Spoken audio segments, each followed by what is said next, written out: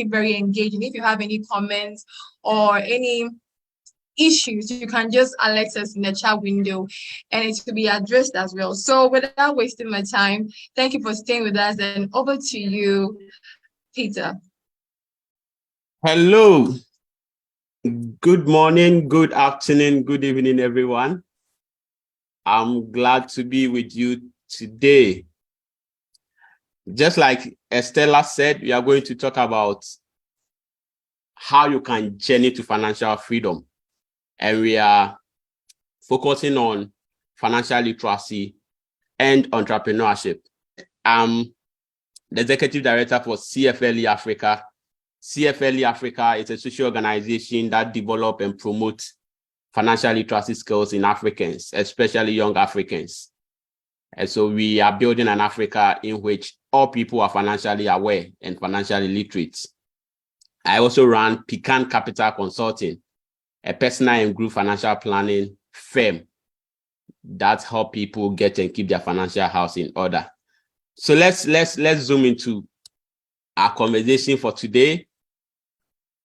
Yes, so we are looking at journey to financial freedom. So when we talk about financial freedom, we are talking about getting to a point where money is not an issue. Just like one of the famous rappers in Ghana, Kwadwo, would say, money is not a problem. So getting to a point where money is not an issue, putting systems in place so you can keep acquiring your financial resources. So as and when you need to do something, there's resources available to execute those things that you want to do. So we want each and everyone to get to that level, get to a point where money is not an issue. So you can do the things you want to do. You can go where you want to go. You can support whoever you want to support. So that is a point where we all need to get to. So these are some ways people think they can make money and achieve financial freedom. I've engaged with a lot of people, and I've also done a research based on how people want to achieve financial freedom. And so the first thing I realized is people want to steal or cheat others out of theirs so they can achieve financial freedom. And this is happening a lot. I don't want to go there, but when you look at our political space, a lot of embezzlement is happening just because people want to achieve financial freedom. Corruption is going on just because people want to achieve financial freedom. So people steal or cheat others out of theirs to be able to achieve financial freedom. And that is not a good thing. It undermines your values, and it's also risky. So I don't advise anyone to adopt stealing or cheating others so they can achieve financial freedom. So that is out of the equation. The second ways people think they can achieve financial freedom is to inherit wealth, inherit money. So if you are lucky enough and you come from a family, a wealthy family, you can inherit assets, you can inherit wealth to achieve financial freedom. And not many of us are that lucky. And so inheriting wealth is not something that is common. And even if you inherit wealth and you don't have the financial skills to manage those wealth, you can get back to zero. And so, yes, that's one way people think they can also achieve financial freedom. The third one is to work for it. You work to be able to achieve financial freedom. You work to make money. You work so you can build financial resources, so you can be financially free.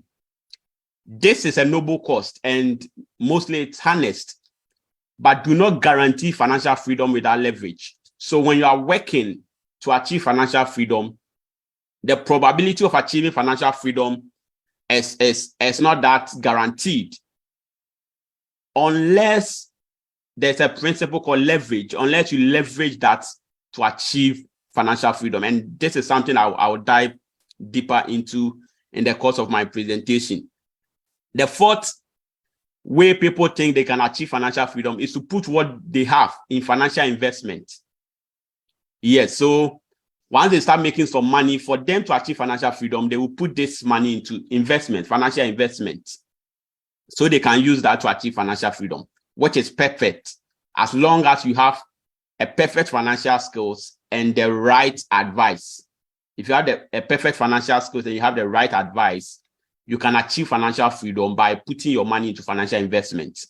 And then you need to have a lot of patience. If you don't have patience, you cannot use this way to achieve financial freedom. And then the fifth thing is to go into business or invent something. Entrepreneurship, the most effective way if you do your homework and pick the right business. So for me, I think the most effective way to achieve financial freedom is to go into business, create something, invest something, bring an idea out. And once you do your homework well and you pick the right business, you'll be able to achieve financial freedom. So these are some ways people think, yes, they can leverage, they can use to achieve financial freedom. Now let's zoom into what I think, or what a lot of wealthy people have been doing to achieve financial freedom. So in 2018, I published a book, Journey to Financial Freedom. And in 2023, I brought out the new edition. So in Journey to Financial Freedom, I spoke about a principle I called the AC money principle. AC money principle simply stands for earning money, saving money, and investing money. So no one becomes rich without consistently increasing his or her income, without putting a percentage of the earned income aside, and then without putting the money he has put aside to work. So if you are not earning money, if you are not saving money, and if you are not investing money, it will be difficult to achieve financial freedom. It will be difficult to achieve financial freedom. So the AC money principle, we have 3 steps. The first step is to earn money, the art and science of making money. So making money, there's an art aspect and there's a science aspect. So the art and science of making money will help you earn money. Save money, the art and science of managing your money. Once you master money, once you're able to manage your money, you will be able to save money. You will be able to accumulate money. And then we have invest money, the art and science of multiplying money. And so once you earn money and you save the money, you don't need to leave your money in the bank. You need to put the money to work. You need to invest it. You need to multiply the money. So the principle is saying that we should earn, we should save, and we should invest. Now let's go deeper. Earning money. How do you earn money? One, the first thing I'll talk about is for you to get a job. If you want to earn money, if you want to achieve financial freedom, you need to earn money. And for you to earn money, you need to get a job.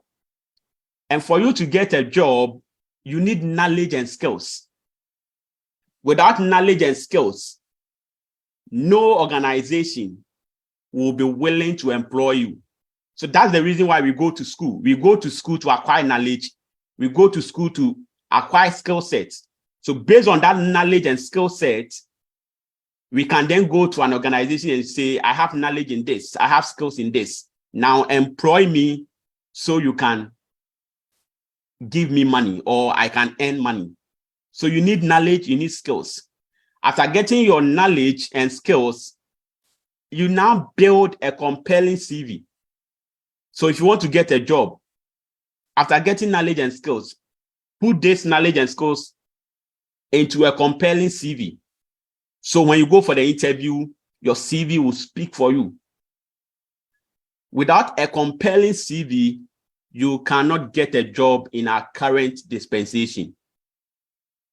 And so take note of that. For you to get a job, you also need to improve your social capital or network. Yes, very important. Social capital is a new form of personal assets. 2 people will go to school, they will all graduate with first class. One will come and sit after national service, one will come and sit home for 5 years. The other one will be working. It's because of your social capital, your network. And so you need to build, you have to be intentional about building your social capital if you want to get a job. Volunteer for organizations within your field of study. So when you're on campus, vacation, go out there and do internship. Go out there and volunteer for organizations. Get to know people within your industry. Get to know organizations within your industry. Let them know what you can do. And trust me, once after national service, some of these organizations will give you a job. So for you to get a job, you need to volunteer while you are studying. You need to volunteer while you are on vacations, while you're on holidays. You need to volunteer and get to know people in your industry, get to know organizations in your industry, because you want to make money by leveraging the corporate environment to make your money. And most importantly, build value. Yes, build value. When you want to make money by getting a job, one important aspect you need to consider is to build value. The reason why a CEO of an organization will earn more money than the floor member is value. They have built themselves. They have acquired experiences. They have enhanced their skill set. And so they are the top of the corporate ladder. And that will help them make more money. And so if you want to use a job to make money, if you want to earn money by going through the corporate environment, you need to build value. You need to build value. So that's the first one. The second thing you can do to make money or earn an income is to build a skill and monetize it. Build a skill and monetize it. And so if you don't want to use the corporate environment by acquiring knowledge and skills, but you want to build your own skill set and monetize it, then you need to go into apprenticeship. So fashion designers, they have to go learn for some years so they can build a skill set and later monetize it. Very important. Go into mentorship. Any industry you want to go to, there are people who are successful there. There is nothing new under the sun. There are people doing well in that industry. Go to them, get mentorship from them, so you can leverage that to build skill sets and later monetize it. Continuous learning. You need to learn every single day so you can master your craft, so you can build your skill sets in order to earn money. So I have here, we learn before we earn. We learn before we earn. The L before the N is the lessons. The L before the N is the lessons. So once you learn, you then take the L, which is the lessons, and use that to earn money. So if you want to earn more, then you need to learn more. You need to acquire more lessons. You need to acquire more experiences so you can earn more. So the second thing you can use to make money is to build a skill and monetize it.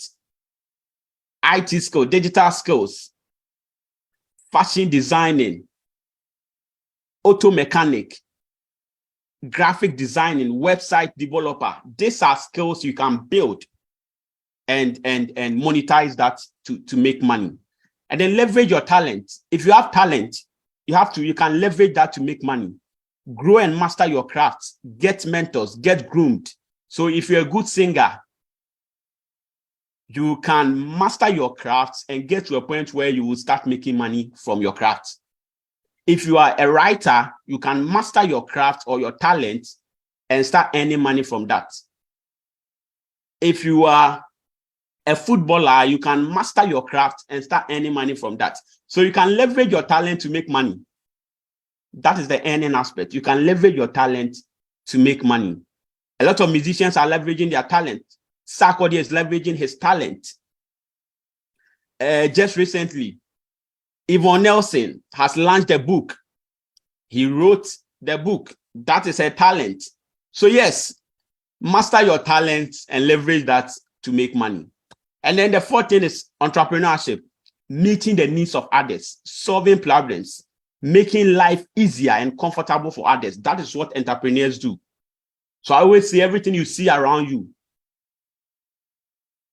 the Zoom app you are using now, the computer you are using, the mobile phone you are using, they were all developed or they were all invented by entrepreneurs with a view that they want to meet the needs of people. They know people will have to communicate. Someone is in Kumasi, I'm in Accra, someone is in Takrade, but we are on this call because someone decided to solve the communication gap for us. So look within your environment. You don't need to get a big idea. There's nothing like a big idea or a brilliant idea. It's about finding what people need and bringing that into existence. That is the whole definition of entrepreneurship. Meeting the needs of others, solving problems, making life easy and comfortable for others. Someone sat down and decided, okay, people will want to stay at the comfort of their home and get access to everything they buy. So if I want to buy, let's say, a book, I don't need to travel to UK, Amazon store to buy the book. Right here in Ghana, I can sit at the comfort of my home and buy the book online, and the book will be delivered to my address. Someone put these ideas together. So just look around you. What can I do to make life easier for people? What can I do to meet the needs of people? What can I do to solve other people's problems? Once you start doing that, you are in business. You are in business. So now let's move to savings or managing money.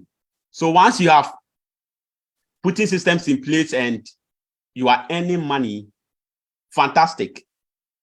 The first step to achieving financial freedom is for you to earn some money, to make some money. But earning alone will not help you achieve financial freedom. You can earn all the money in the world, but if you're not managing it well, you can't achieve financial freedom.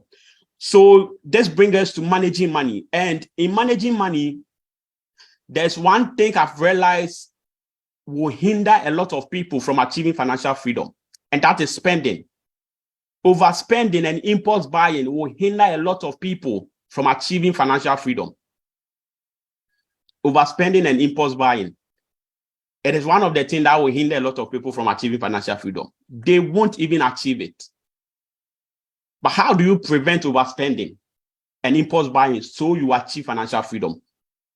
Let's look at it. To prevent overspending, one, there are two things you need to do. Spend less than you make or make more than you spend. You have to be intentional about spending less than you make or make more than you spend. So if you realize with my lifestyle, I can't really spend less, then I have to make more money so I can spend more. If you are living luxury and you have the money for it, brilliant. But if you don't have the money for it and you are living at that level, trust me, you will later go into financial frustration. And so for you to avoid financial frustration, for you to avoid financial challenges, it's either you are spending less than you make or you are making more than you spend. Take note of that. And then two, to prevent overspending, you need to track your income and expenses every month, every week, every day. Track your income. Where is my income coming from? How much do I make? Track your income. And then where is my money going? What are the things I'm spending my money on? You need to also track your expenses. Track your expenses. The difference will tell you how you are doing with your money. So know how your cash is flowing. That is your cash flow statement. That's the difference between your income and expenditure. So once you track your income and you track your expenses, you realize three things can happen. One, it's either your income is more than your expenses. That is good. If your income is always more than your expenses, you are on your way to financial freedom. The second thing that can happen is it's either your income will be equal to your expenses, and that is you are not safe. If your income and your expenses are the same every month, you are not safe. You can't achieve financial freedom. And then the third thing that can happen is either your expenses will be more than your income, and that is disastrous. If your expenses is more than your income, trust me, there's no way you are going to achieve financial freedom. You will end up in debt. So let's try and increase our income. Let's try and cut down on our expenditure so we can have a positive cash flow statement. Now, to avoid impulse buying, the first thing you can do is to budget for your spending. So anytime you want to spend, anytime you are going out to shop, carry a list with you. Budget for your spending. So I always tell people, when you are going to the market to buy, let's say, groceries, make sure you have listed all the items. And for economic conditions, you can decide to add, let's say, 10% to your total budget. So let's say if you're going to buy items that will cost 500 cedis, for an unknown reason, you can decide to carry 600 Ghana cedis with you. So when you go and some of the items has increased, you can then get money to top up. So anytime you are going out to shop, make sure you carry a budget. Make sure you have listed all the items you are going to buy and you have the money with you, exact amount of money with you. Don't carry too much money when you are going out there to shop. It's very important. So budget for your spending. Every month, this is how much I want to spend. This is what I want to spend on rent. This is what I want to spend on food. This is what I want to spend on internet. Budget for it every month and stick to your budget. Very important if you want to achieve financial freedom. Focus on your needs and not your wants. Focus on your needs. Your needs are things you need to survive. The things you need to survive every day, every week, every month. These are your needs. Our wants are things we desire to have. They are things, yes, we want to have them, but we can still live without them. So for you to achieve financial freedom, you need to focus on your needs now. Focus on your needs now. Spend your money on your needs so you can invest, you can save the surplus or invest the surplus. Don't spend to impress people, because these are people who do not care. They do not care the kind of shoe you are wearing. They do not care the kind of attire you have put on. They don't really care. So don't spend to impress anyone. Spend to impress yourself. Spend to look good. So if you are spending to impress people, that will not help you achieve financial freedom. So I always say, don't spend to impress, but rather spend to invest. So if you are going to buy a shoe, ask yourself, am I investing in that shoe? Where will I take this shoe to? What will be the outcome after buying this shoe? There have been instances people will be walking in town and then they will see a nice shoe, they will buy impulsively, they will come home and then later they'll realize, oh, I shouldn't have buy this item. So don't spend to impress. Give your money a mission. Anytime you want to release money, anytime you want to spend money, anytime you want to give money out, know the reason why you are giving the money out. There should be a mission. So I say give your money a mission. That will help you prevent or avoid impulse buying. Set goals. Set financial goals. Set goals for everything you want to do. Once you have goals ahead of you, you will not spend your money on things that you haven't planned for. And with goals are things you have planned for and working towards. There's a difference between financial dreams and financial goals. We all have dreams. Yes, fantastic, amazing. Dreams are things we hope for, but a goal is something you have planned for and working towards. And so once you plan for something, once you set goals, it keeps you focused and you're able to spend your money on those things. I want to start a business in 6 months' time. This is how much I need to start the business. This is how much I need to save every month so I can raise that money to start the business. This is a goal, and that will keep you focused. I want to buy a laptop next month. This is how much I will need to buy the laptop. This is how I can save so I'll be able to raise the money to buy the laptop. It will keep you focused. I want to do my master's. This is how much I will need to do my master's. Goals will keep you focused. So set goals and spend your money to achieve those goals. Limit borrowing at all costs. Yes. The Bible says the borrower is a slave to the lender. And so if you are borrowing, you will always work to pay your bills or your debts. And that will not help you achieve financial freedom. So make sure you have limits your borrowing at all costs. Limit it. If possible, get rid of it. Any money you want to spend, make sure you have earned it. So that takes it back to the first item, any money. So for you to save money, you need to limit borrowing at all costs. And then make savings a habit. Save before you spend. Make savings a habit. Once you make savings a habit, it puts you in a position to achieve financial freedom. Yes. Before you spend, make sure you have saved. So when you receive your income, the first thing that should come to your mind is, I need to save. I need to save. So for me, savings is part of my expenses. So every month, if I know I have to pay my rent every month, I also know I have to save every month. It's part of my expenses. And I hold myself accountable to that. So make savings a habit. If you have 100 Ghana cedis and you cannot save 10 cedis, there's no way you will be able to save 100 cedis if you get 10,000 cedis or 1,000 cedis. So savings is a habit. Once you do not build a habit for savings, you can't save. So be intentional about it. Build habit for it.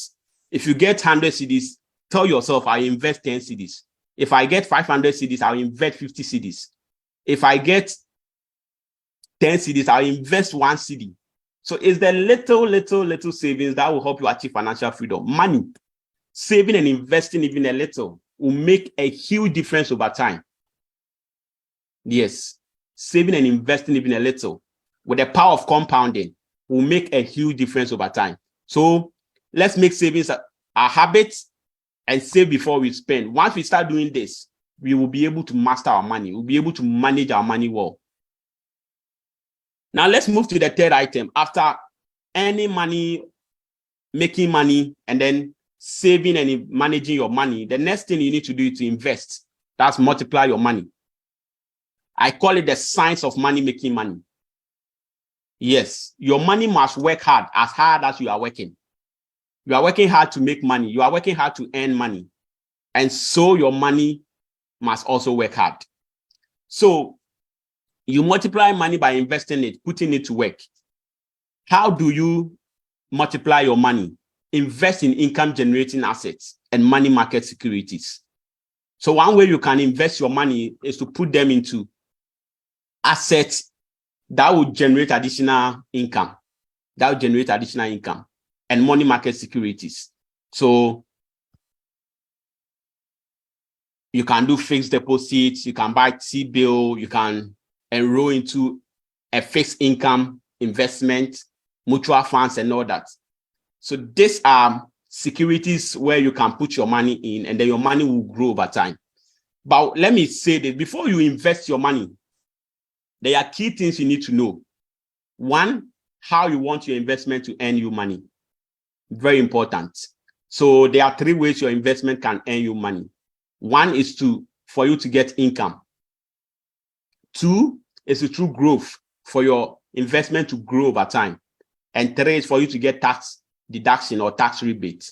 So if your goal is to get income, I'm investing, so at the end of the maturity period, I can get income, then you need to invest in income generating assets or investment that will give you income. So if you buy T-bill, you know at the end of my maturity period, you get interest, and the interest will come in the form of income. If you buy stock, at the end of the maturity period, you'll be paid dividends, and the dividend will come in the form of income. If you want growth, if you start a business, your business will grow over time. And so at the beginning of you starting the business, you will not make enough money or money. But once you're able to grow your business to a point, that is where the income will start coming. That's where the cash flow will start coming. So it is growth. So now Facebook can say, I'm selling Facebook for $10 billion because they have built it over time and now it has growth. 2018, MTN issued their IPO and was 75 pesos. Now the IPO have grown over time. That is growth. I was having a conversation with my church elder some time back, and he said he bought GCB shares in 2004. And that was about the 500, the yellow coin. But now it has grown. So these are ways you can grow your investment. And then we have tax deductions. Government encourage certain investments if they want people to invest into that industry. For example, if you invest in affordable housing, you may get tax rebates, tax deductions. If you invest in outside Accra, Tema, you also have some tax deductions. If you invest into certain industries, government can decide to give you tax deductions. And all these tax deductions are a form of investment. So once you know where you want to put your money, it will help you decide which investment or which asset you should invest in. Also look at the time horizon or the duration or period in which you want to get your money back. If you want to get your money back in 6 months, you cannot invest in a 3-year investment or a 5-year investment. You need to invest in an investment that will mature in 6 months. Look at your risk tolerance.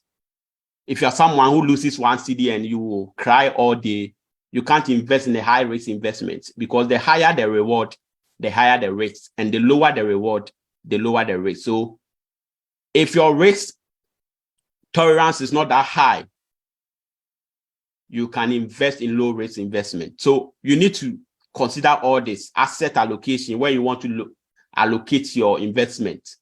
They are all important. Asset classes, diversification. So these are principles you need to look at before you invest your money. You can invest in agribusiness and agriculture. Agribusiness. Now, agribusiness is doing so well. So if you want to grow your money, if you want to multiply your money, you may want to look at the agri sector. We have production, we have processing, we have people who will take the fruits and then add value to it so we can get the juice. And they are making money. They are putting their money there. So you can look at the agribusiness and agriculture sector. You can look at investing in transport and delivery businesses. It's doing well. People are actually buying cars, buying motors, just to make sure they deliver items to people at the comfort of their home. And this is from the money they have been able to accumulate. They are multiplying those monies into transport and delivery businesses. Invest in e-commerce and IT-related businesses. I call it a digital business. Now we live in a global village. We live in an era where someone in UK can do business with someone in Ghana. But for that to happen, you need an online system. You need an e-commerce platform. You need an IT-related enablement that will help people to do business. People are building payment platform. People are building websites that allow people to access products everywhere they are. So you can decide to invest into some of these IT-related businesses or digital businesses so you can multiply your money over time. Invest in food business. Everyone's eat. Yes, everyone is eating. So once you get a nice community kitchen, a nice restaurant, a nice food joint, people will come there and eat, and you are multiplying your money. Yes, you are multiplying your money. So investing in the food business is also one way you can multiply your money. Invest in real estate and land. I know friends of mine who come together, put money together and go out there and buy land.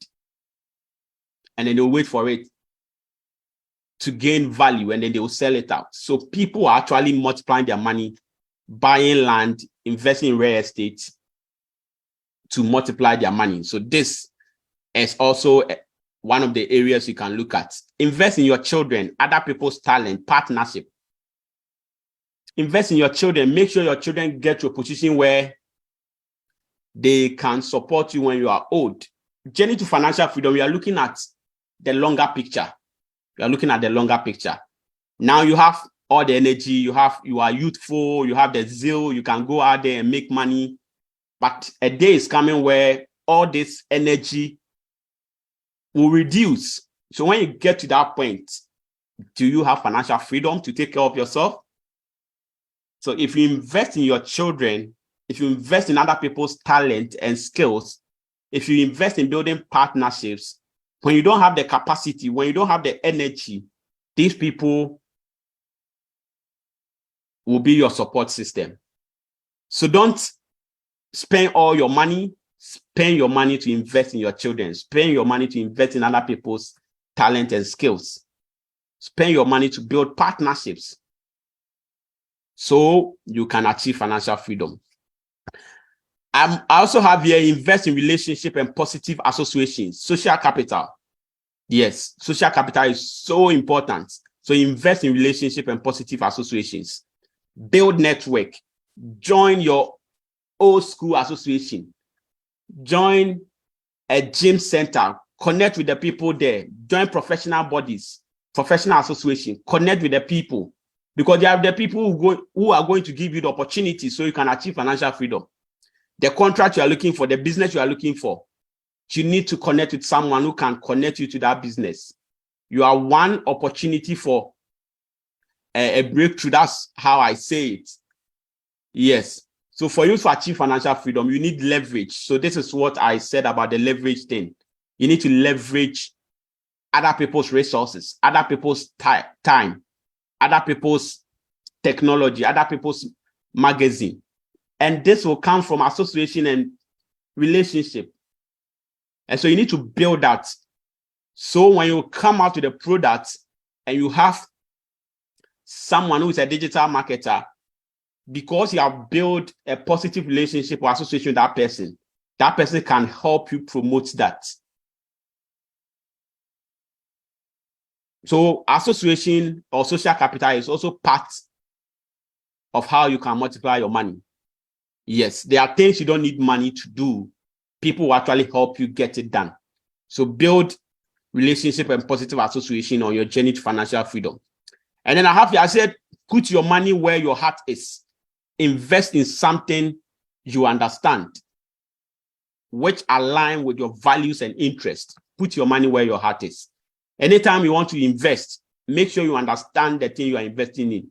Make sure you have values, you have interest in what you want to invest in, and then make sure they align with your values. So there was one time a friend of mine told me, there's this ghetto. There's a lot of ghetto people there. So he wants to go and set up a cigarette joint. And I asked him, if someone gives you a cigarette, will you smoke? He said no. And I said, so why do you want to put your money into it? Is it because of the money you will get? No, that does not align with your values. So make sure you are investing in things that align with your values. When you are investing in things that align with your values, it makes the world better. You get a sense of fulfillment, and you'll be making money and still making impact. So anytime you want to put your money into any investment, make sure you are putting your money where your heart is. Yes, very, very important. Put your money where your heart is. If you don't believe in it, if you don't understand it, don't invest your money in it. And then I have here, invest in yourself. In all this, if you want to achieve financial freedom, invest in yourself. Very important. You cannot leave yourself out of the equation. You cannot leave yourself out of the equation. Build your potentials. Building your potentials will put you at a certain level of influence. If you build your potentials, if you master your crafts, if you are good at what you do, it will put you at a certain level of influence. And that is where the bigger money monies will come from.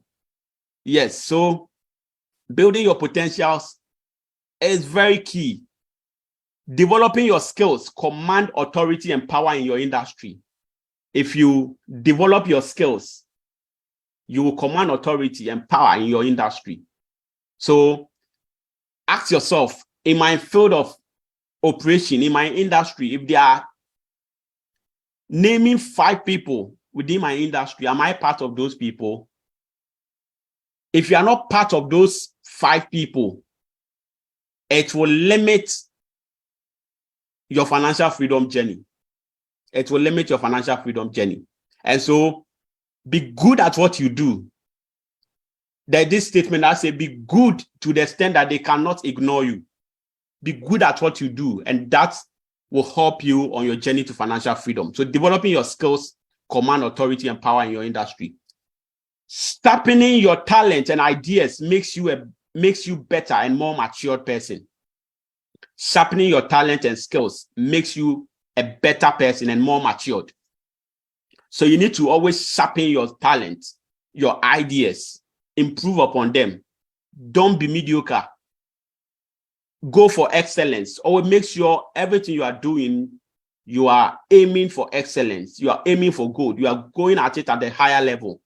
That is what will help you in your financial freedom journey. And then improve your business. Improving your business gives you a global standard. If you invest in yourself and you improve your business, it gives you a global standard. Like I said earlier, we live in a global village. And so you are not competing with people in Ghana alone. You are not competing with people in Accra alone. You are not competing with people in Greater Accra alone. You are doing this in Africa. You are doing this globally. And so you need to improve upon your ethics, improve upon your structures, your strategy, and that will help you achieve financial freedom. Financial freedom.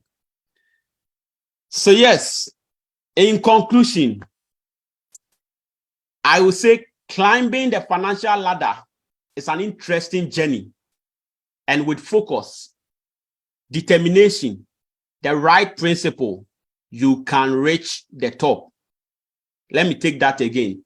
Climbing the financial ladder is an interesting journey. And with focus, determination, the right principle, you can reach the top. Remember, it is not how much you make, but how well you manage and multiply it. It is not how much money you make, but how well you manage money and how you are able to multiply that money so you can earn more money. Thank you very much. I will end here for questions. Thank you so much, Peter. This has been a lot of great wisdom nuggets I have picked myself. But let's hear from the participants.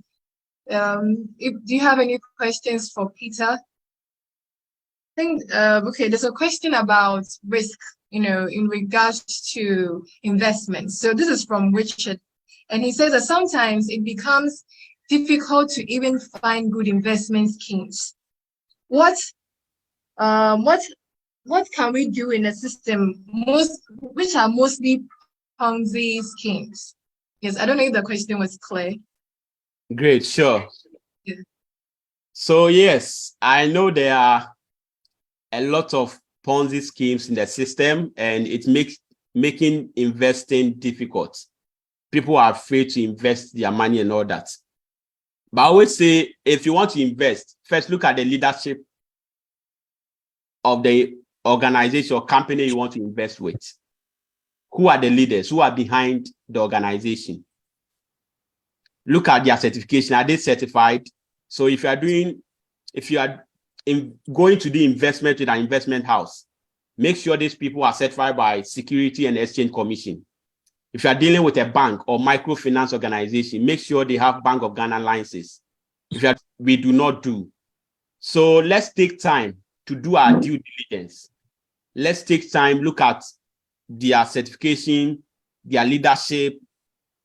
You can even go ahead to look at their financial statements. Some of these organizations, they put these statements on their websites. Yes, I'll always get a second opinion.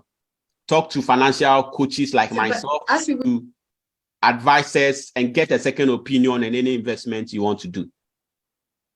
Okay, thank you so much for that response. I hope, Richard, you had all that clear. Yes, and so I think there's someone's hand up. Francis, please, you can unmute yourself and speak. Hello, Richard. Thank you for the presentation. That's an amazing presentation. I learned a lot, actually.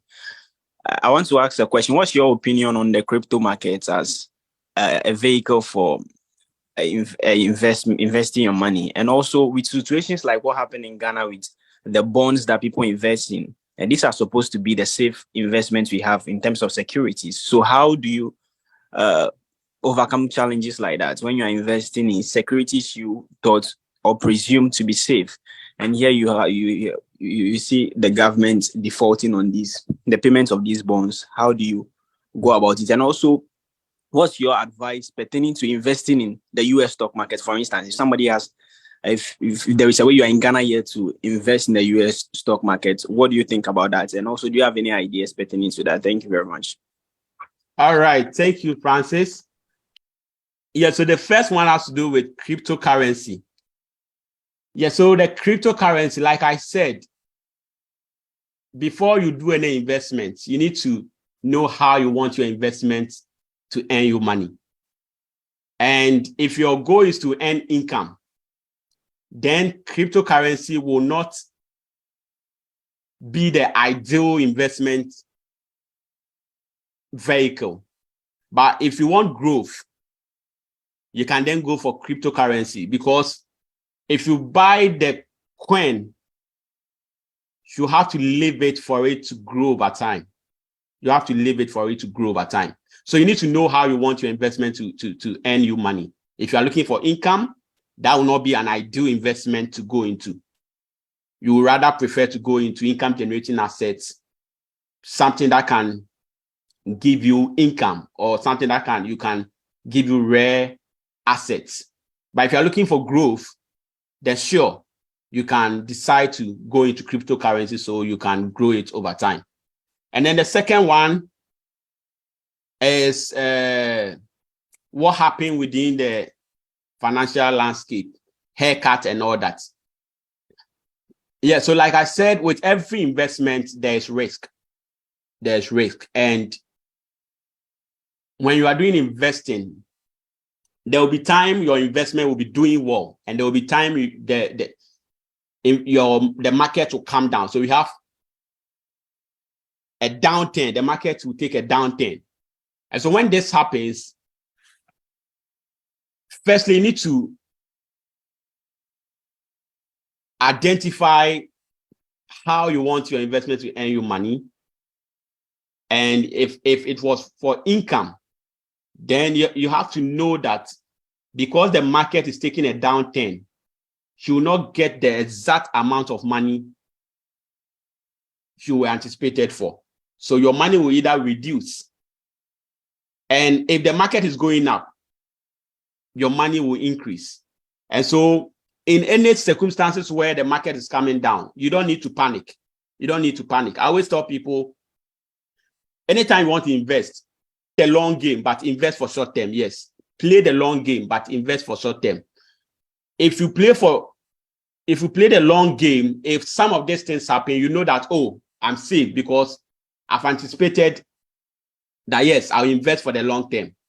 And so for any investment, some of these things will happen. But if you know how you are playing your game, if you know you are in this for the long term, definitely the market will rise up again. The market will take an upturn again. So you don't need to panic. When people were going for their monies, I told some people, see, you can decide to leave your money there and the economy will pick up.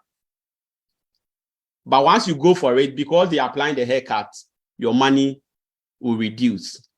Yes. But there's a lot that needs to be done in the financial market. And I think Security and Exchange Commission are doing their best. Bank of Ghana is doing their best to make sure all Ghanaians are protected and we can leverage the investment space to grow our monies. And then the last question was about investing in the US market. Yes. because the world has become a global village, there are a lot of platforms that you can sit at the comfort of your home here in Ghana and invest in the US market. If you have the right broker or brokerage, it is good to do that.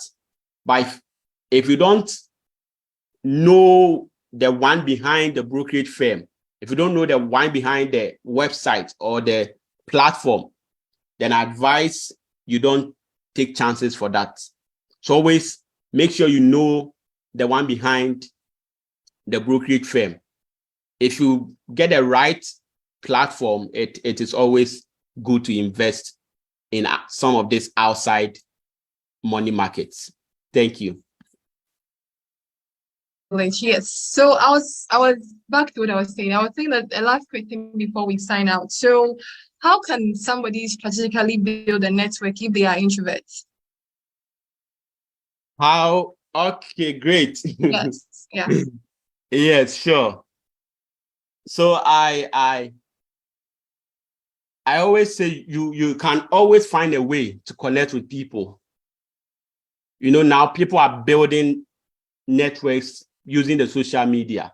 So you don't necessarily need to go out there and connect with people. With the social media, you can connect with people. And once you know yourself, make sure you overcome your weakness.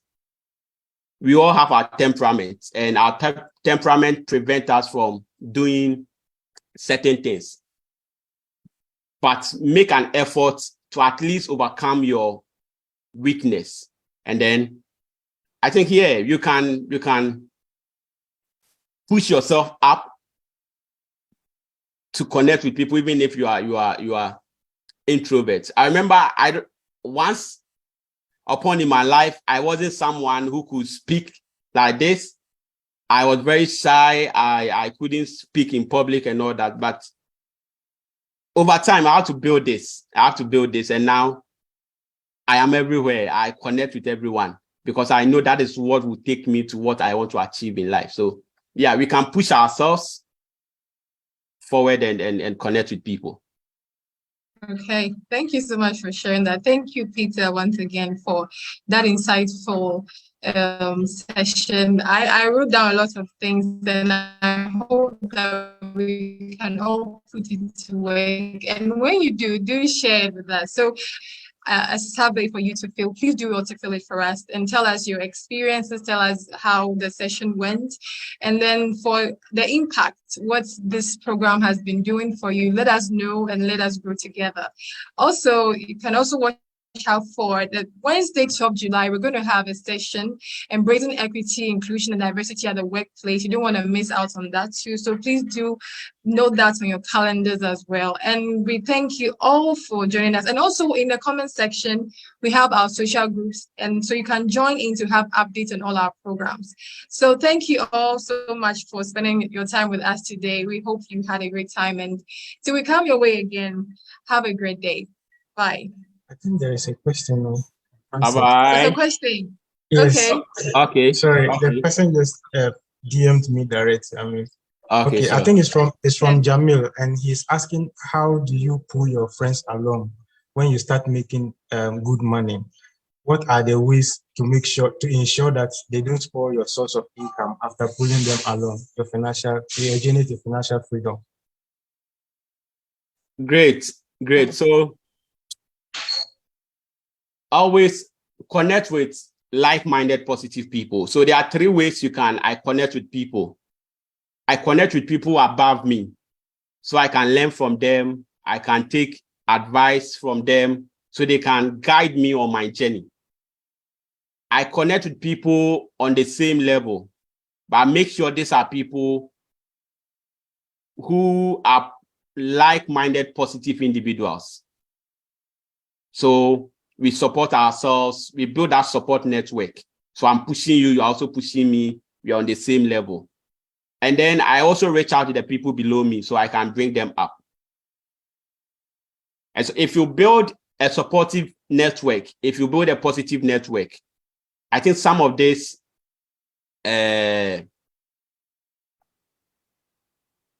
pull him down and all that will reduce.